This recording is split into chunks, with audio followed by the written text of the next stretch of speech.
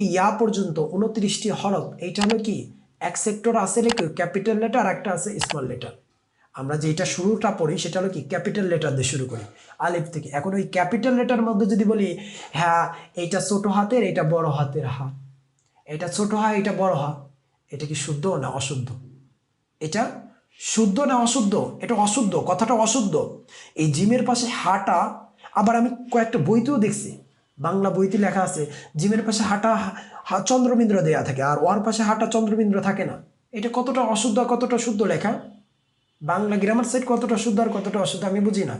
যখন চন্দ্রবিন্দু দেয়া হয় তখন বড় কিছু বোঝানোর জন্য, ছোটটাকে বড় কিছু বোঝানোর জন্য। আর যখন ওয়ার পাশে হাটা, এটা চন্দ্রবিন্দু থাকে না, এটা হা, এটা চন্দ্রবিন্দু থাকে না। এইখানে যে ছোট বোঝাচ্ছে, যেখানে ক্যাপিটাল লেটার সেখানে ক্যাপিটাল লেটারের মধ্যে যে এখানে স্মল লেটার চলে আসবে, এটা সম্ভব না।